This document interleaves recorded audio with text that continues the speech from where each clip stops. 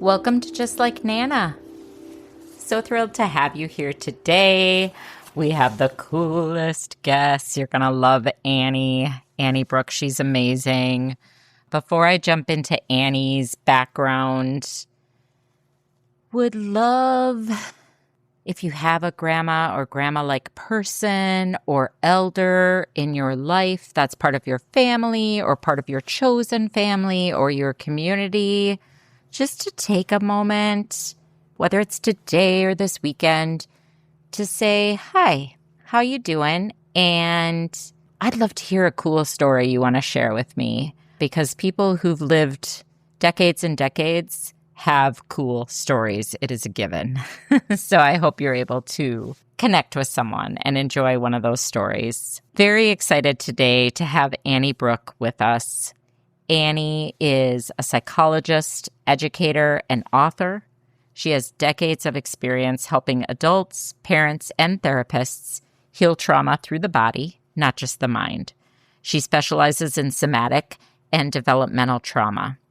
She's passionate about making deep healing practical and accessible, and you'll hear that in this episode. She will share insights that help us all understand why we react the way we do and how real embodied healing is always possible at any stage of life. So welcome, Annie.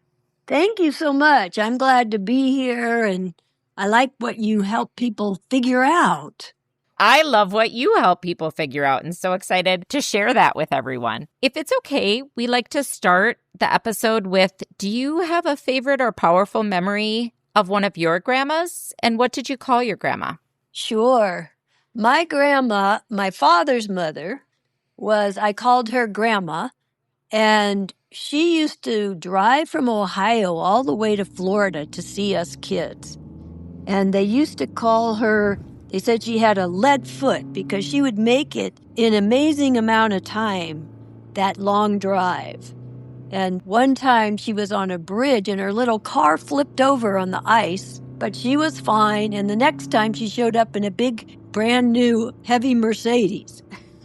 No more little cars for her, huh? No more Super Beetles, what she could drive real fast, yeah. But my other grandma, my mother's mother, I never got to meet. And yet I feel like there's ways I know her because of the stories my mom told about her. And one of those favorite memories was, her name was Frida.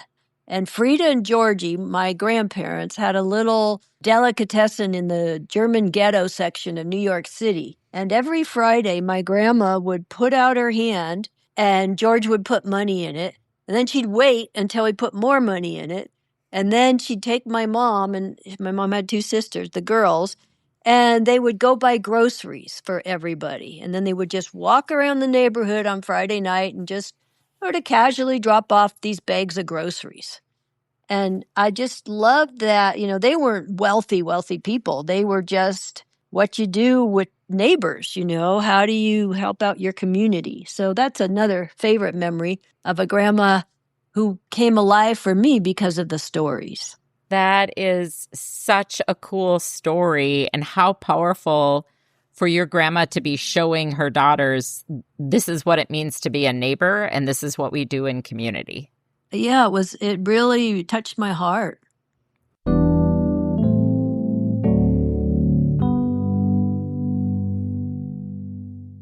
Annie, I have been so looking forward to talking to you because I will tell you that the nervous system comes up in nearly every conversation. There's kind of a general understanding of, okay, we have this nervous system. It has a function. It's incredibly powerful. And what role is that playing in both trauma, how it's transmitted, and in our healing process? So if you don't mind starting, just explain to our listeners what you do and give us sort of the 101 on the nervous system, how you see that interplay with trauma. I'd be happy to do that. I have spent over 4 decades running a clinical therapy practice, volunteering at Children's Hospital with trauma children, working with sexually abused foster children, And out of all of that experience, I was therapist in the public schools and worked with gang youth. And out of all that experience, what I found is people are really people. And how can you learn how to relax and organize your thinking and your perspective so you're not reactive? And really what trauma is old stories that were never put to rest. And so the way I like to think about the nervous system, because you have to think about the whole body and you have to think about conscious aspects and subconscious. And so often when people have leftover trauma, it's really body perspective that felt threatened or violated or abandoned or overwhelmed, and it went into a freeze response. Our nervous system is meant to have a real healthy ability to play or move or dance. We call that the sympathetic aspect, which just means it's got healthy movement in it. And then it has healthy rest and digest. And that gives us a chance to recover, enjoy, relax. So we kind of have this little interplay. It's like a figure eight where we can go back and forth between these abilities. Now, what happens when there's just too much chaos or threat or stimulation is we go to the extremes of those abilities. And one extreme is that you try to fight everything or you try to run away. So they call that, you've probably heard, fight or flight. And that's got the movement in it. Now, if you can't do that, you can't run away, you can't fight, so you don't get to move, then the nervous system literally will go into a freeze response. And that means you're not communicating internally very well. You're just frozen. The mental body could be racing along, but you're not using all of that support of your breath, of your ability to look around and reassess. You're just frozen. So that's what we call shock, which is what lives inside of trauma. And so when there's that kind of response, the flip to the other extreme is the parasympathetic side, which now is not rest and digest.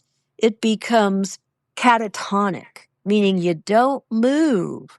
It's where depression lives. It's where people feel like they're going to die. It's so heavy. They feel lost in space. And really, Amy, the big thing about all of this is we're not present to assess present time and have creative solutions. We're basically living in past filters. So what I help people do is like find those pictures of the past and sort of look at them and then put them down. It's just part of life. It's not how life has to be forever. There was so much in that. Thank you for that. Just so much for all of us to think about. Can you tell me your definition of trauma again? You said it's old stories. It seems like it's old stories that they're so heavy in the defensive structure of the brain and the body. But basically, we have to rest our cheek against them. It's like read the book and then put it back on the shelf. We want to put those old stories to rest. We don't want to pretend they never happened because that would be lying to ourselves. But we don't want to be rereading a scary novel forever. And the stories, are they necessarily our stories? Can they come from a pre-verbal time? Is that where something can travel through an ancestral line? What do you see as the origin of those stories? Kind of a mix of all of that? That's a great question. And I would say yes. You know, one of my specialties is helping people get to precognitive memory. That means before the age of 3, and it can even go all the way back in terms of ancestral. It can go all the way back to being picked up in utero. And so you have to think of this as the experience of cellular impression almost, or like play that's getting impressed, you know. And so the nervous system is alive and awake in utero. It's still forming itself, but the part that watches for danger is very alive and awake in the brain.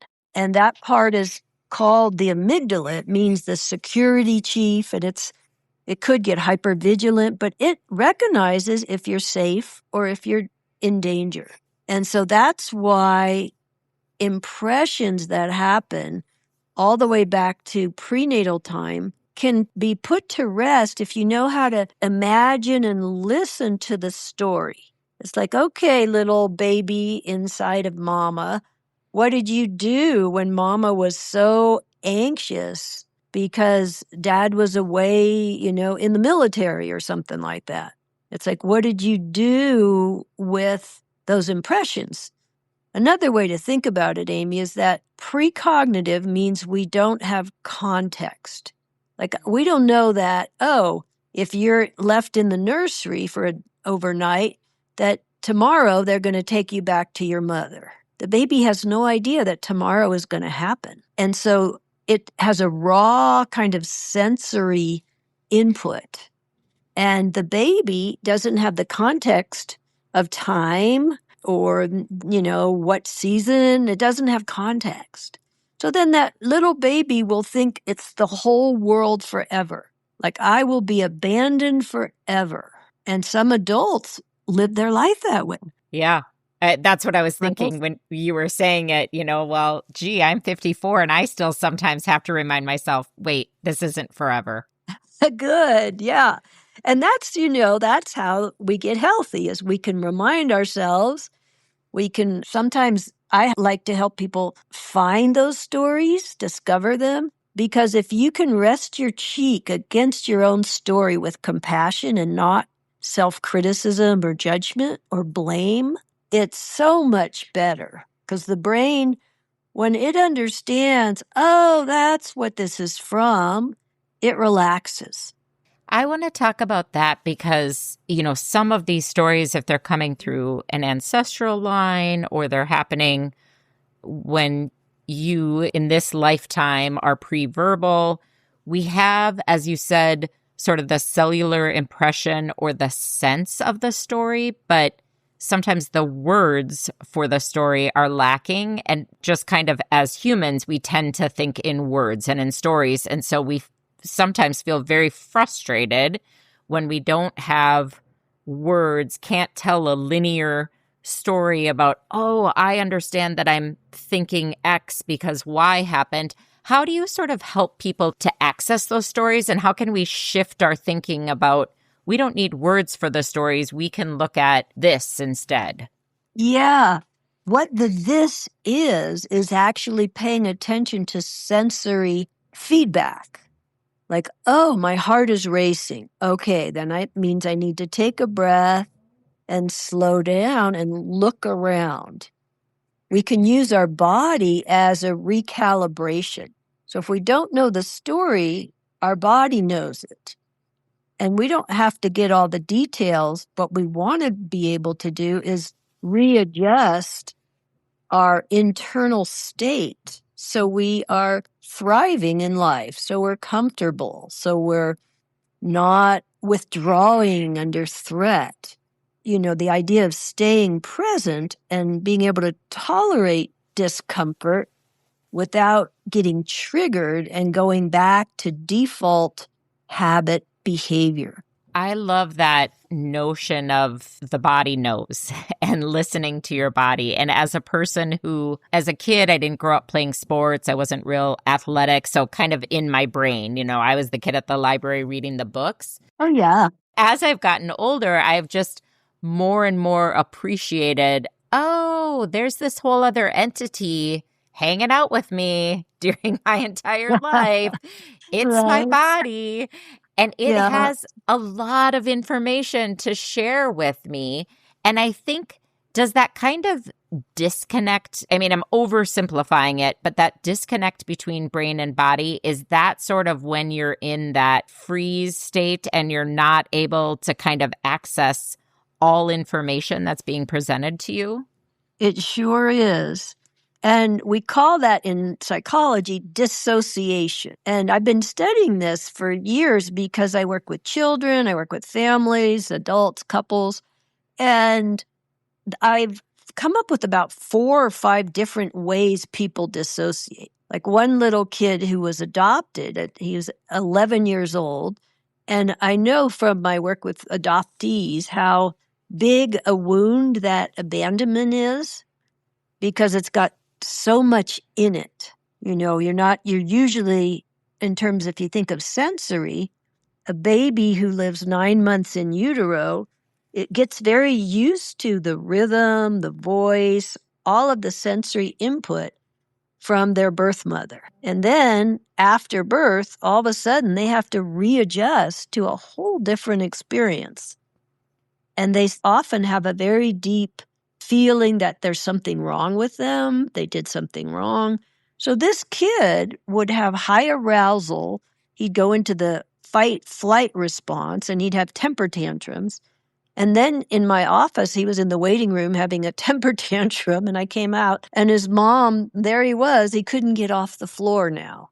So he went from the movement side to the rest catatonic side. And so I'm there with him and thinking, I said, does it feel like you're in a cave?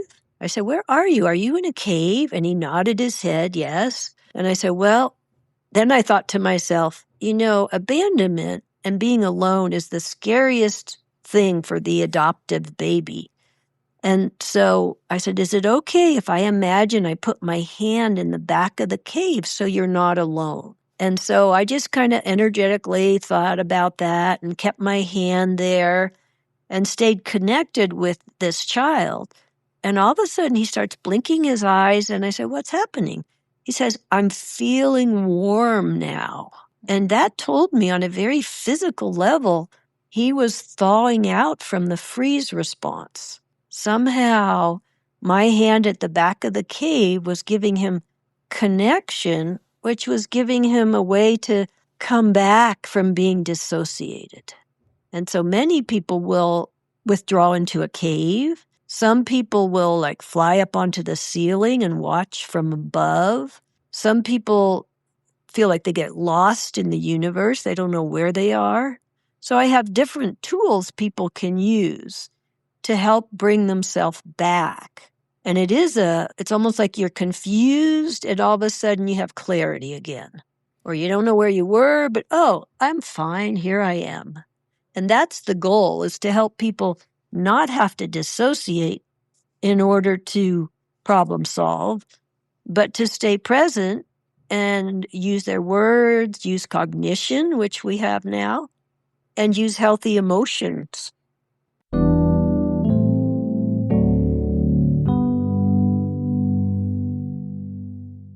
You've said a phrase that I just think is lovely. You've talked about sort of resting your cheek against the memory, the story, the cellular trauma that's in us. Can you talk more about what that means, how we're interacting with it, sort of what the steps are of that? Yeah, this is really the personal work that someone can do to reestablish a healthy nervous system. And resting your cheek against your story to me is the idea of feeling compassion instead of beating yourself up. And then it takes kind of listening. What makes you nervous? What are you afraid of? Is it real? When you feel anxious, is there a reason? Or if there's not a reason, you might be feeling ancestral anxiety that's not really yours in present time. And so having what you're adding with the compassion is a perspective. I wonder if I'm carrying the guilt from my ancestors when they didn't have enough food for the babies. Or I wonder if I'm carrying the sense of, we couldn't protect our children if people came from a very horrible, like the Holocaust or something like that. And you see this all the time, and people are able to heal it. When you have that sort of sense or intuition or a little bit of communication between the cellular sense and feeling and your cognition and kind of your story brain, to your point of, oh, we couldn't feed the babies or couldn't protect. Does the healing come from just hearing that, acknowledging it, holding space for how horrible and hard that must have been, and having that compassion for the situation? Is that what sort of unsticks the story? It does. And it does it in a way that it's both its awareness, compassion, slowing down enough so that you're right in that middle between movement and rest digest. You're in your body, you have enough breath, you have enough adult self present. And I remember, when I was in my own healing, because I was born premature and I was in the incubator. And so I wasn't touched for 17 days. I was just in this box, I couldn't even see my mom. And when I was deep in my sort of allowing that, the reality of that story to process, I would sometimes just wrap in a blanket on my couch. I'd set a little timer and I'd put on soft music. And I would just imagine I was holding that incubator baby against my chest. And when I did that, I could start to feel myself relax. It's like, oh, that's what happened. Oh, that's the story. And as the healthy adult, you know that you're alive. You made it. You didn't die. And I think those are in the primitive nervous system, the biological imperative is to survive. And so I think babies who have a difficult birth sometimes think they're going to die. It can be even a birth experience, not necessarily an ancestral experience. And so you want to help integrate the sensory input and remember that when you were a tiny baby, it was overwhelming. But as a grown-up, you have so many more cells that can process. You have so much better ability to have perspective and context. And I think all of those things, it's kind of a cognitive support, it's a emotional support, it's a physical staying present with your breath, and it's not getting stuck in the story. It's not avoiding it. Many people run away from their stories because they were so hard. But if you run away, some people are always running or numbed out. But if you can embrace the story without becoming it. So I want to say something important here, Amy. You never want people to get re-traumatized. And sometimes, if therapists aren't careful, when someone's visiting their history, they can just get stuck in how hard it was, or how scary for their mother or their father or whatever. And if you get stuck in it, it's almost like you're reliving it. And that's what hurts yourself. It hurts your nervous system. You don't want to relive it. You want to off-gas it. And that's a different way of processing. You're not running mental pictures. You're just allowing the discomfort to off-gas. And you're adding breath and you're letting this sort of wave of discomfort pass through. And the waves might start out really big at first. Like, wow, once you notice, whoa, this happened to me, you might have lots of little fear waves come. But if you stay present, the waves get smaller. I call it staying on the surfboard. Having the discomfort, but you also have your cognitive perspective. You can tell yourself, oh, this is my shock trying to heal. And these are memories I don't even kind of remember, but I have the sensory discomfort of it. And so I'm just going to let that wave pass until I kind of regroup and orient to present time. When you talk about off gas, what does that mean? That means that literally you allow yourself to feel like maybe the infant vulnerability. You might even feel a little cold or, that you just are shaking, and you just let it, like, you don't add to it. You don't try to flatten it and you don't add to it.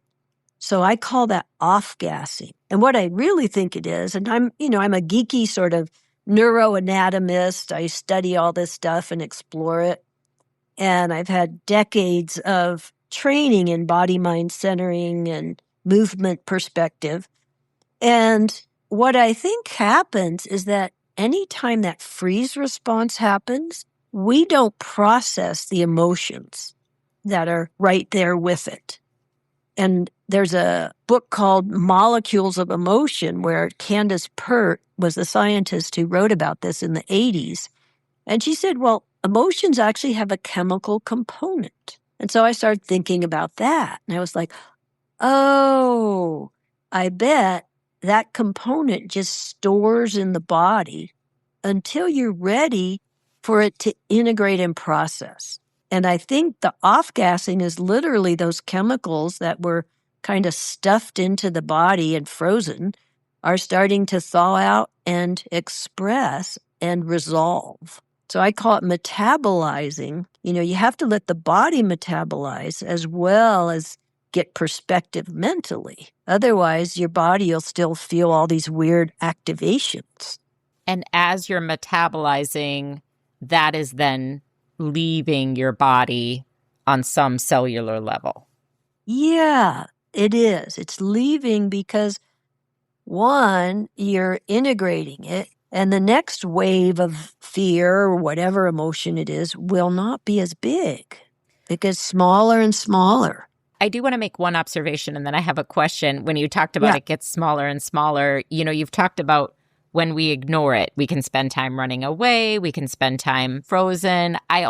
There's a kid's book where there's a dragon, and the dragon just keeps getting bigger until people acknowledge that the dragon exists. And that's sort of a little bit how I see it too, is part of it is just this. And I mean, I realize I'm talking about a chemical or an emotion or a story, but I do think there's on some level an existence there and just a craving for, I exist, look at me, acknowledge me. And when that happens, and as you say, things are metabolized, it kind of shrinks and right sizes itself instead of being, the ginormous dragon that's taken over the house.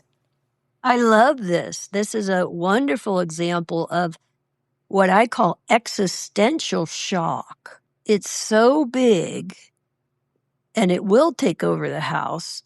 And oftentimes it's because if something is sort of experienced before you can think, it's coupled in the brain. We call it neurocoupling. It gets coupled with your view of the world. It gets coupled with all of existence. And so I call that existential shock. And it's why people run from it is because it does feel bigger than them.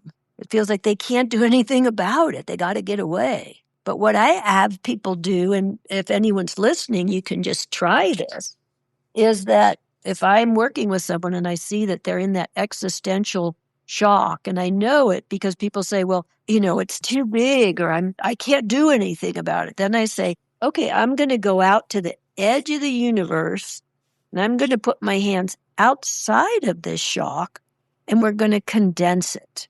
And I teach people how they can take this big, big feeling and they can put their hands on the outside of it and start to condense it together. You're kind of pushing it back into a little package that you can hold. You're getting bigger than it.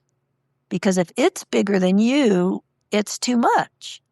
But if you get bigger than it, by acknowledging it, by understanding a little bit about it, by saying, oh, I'm in charge of my life now. As a child, I wasn't. As an infant, I couldn't get up and go get a drink of water or go get food. And so you keep shrinking it till you have a little package that you can work with. You can put it up on the shelf. You can get it down again, work with it some more. But you're not overtaken by this dragon.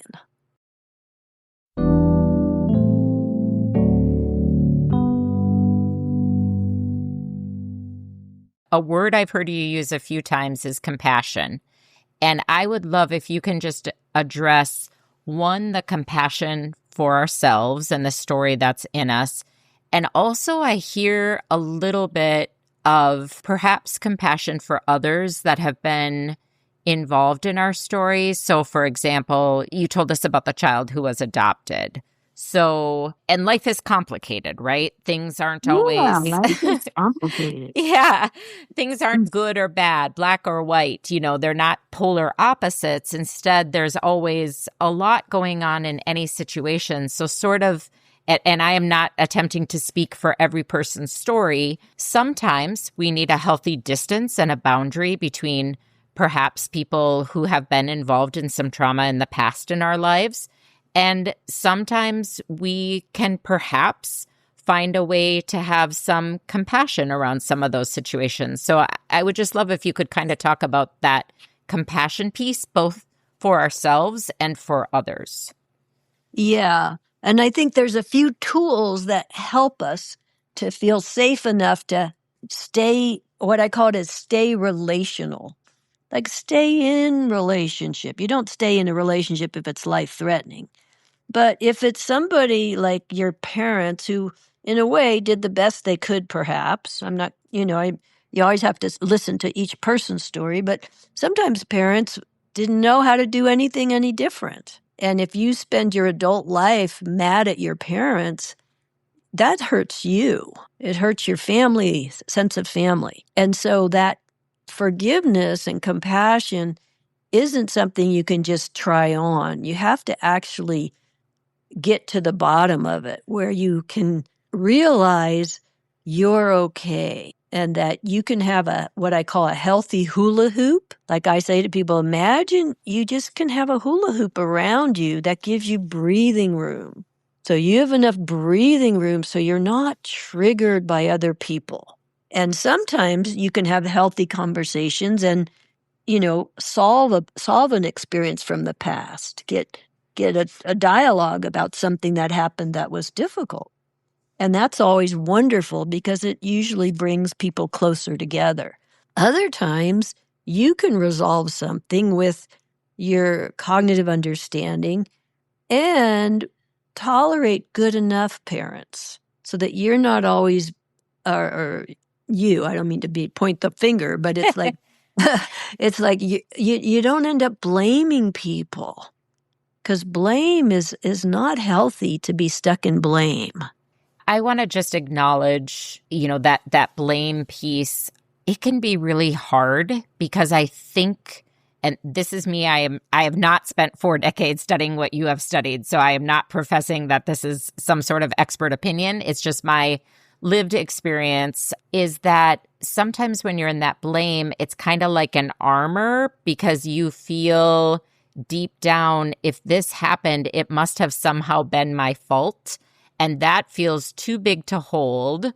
So you sort of cover it over with this armor of, I'm blaming you, where really, and again, situations are different and complicated, but oftentimes it is no one's fault. Like you said, it is people doing the best job that they can and it not being perfect. Well, that's it. When you can allow life to be good enough, it's a big relief. And I think one of the other pieces, very, very important, is to interrupt what I call self-attack thinking. So someone who's defensively blaming others and might, like you just said, actually be blaming themselves. And that is part of self-attack. And there's a real thing I've woven together to understand, why do people beat themselves up internally? Some people always blame others people blame themselves. Or they're always rehashing life and, finding things they did wrong. And I think it's just that function of fight, flight, freeze, escape. And what self-attack thinking does in a positive way, though the outcome isn't positive, but the intent is, if something is so chaotic, a really young infant or child will look to the adult to see if they're okay. a big dog barks and the baby startles and looks to the mother, and the mom goes, "Oh, that was a dog. It's all right." And the baby goes, "Oh, okay." And it sort of comes back into its body and relaxes. And so what self-attack thinking does is it keeps the fight response alive, meaning, okay, I can fight it, whatever it is, I can fight it. That's the attack part of it. And then the self, the reason you attack yourself is because it helps you know you exist. But it's so damaging to the brain to be under attack all the time. And so I really invite anybody who has self-attack thinking to find the compassion for the positive intent of that protective mechanism and then really, really interrupt it. I have an Instagram channel called Annie Brook Therapy, and I have a practice on there called Blink Blink. And it's a 1-minute little sort of like meditation practice. And the silly thing went viral. It had like 160,000 views. It keeps getting all these views because people like it. And what it is you take these obsessive thoughts or these bad memories or whatever keeps troubling you, and you put it outside your hula hoop, and you look at it or listen to it just like it's an audio book or a picture, and then you dynamite it. Literally, you take your breath and you imagine, whoof, you could disperse all that collected energy. And this is an old Sufi practice from the Sufis where you dynamite an image or a thought and you disperse the energy and you just let it go. And you breathe back in sort of your sense of self, but you're no longer holding in a part of your brain. It clears out what I later learned is the file cabinet inside the brain. We call it the basal ganglia. And it will store file cabinet memories. And you just got to take those pictures and get them out and blow them up so that you have new space. Because we have associative memory in our brain that will respond to triggers of color or shape or spatial proximity. And we have, memory kind of things. And we want to just not be stuck in this emotionally traumatized brain. We want our emotions to refresh so we're not leaning so much into the past. That video sounds amazing. I will be checking it out as a technique. Okay. It sounds a lot like spring cleaning to me, which everyone knows works and brings good energy and new things into your life, exactly as you're describing. You've got to open up the space. Yeah.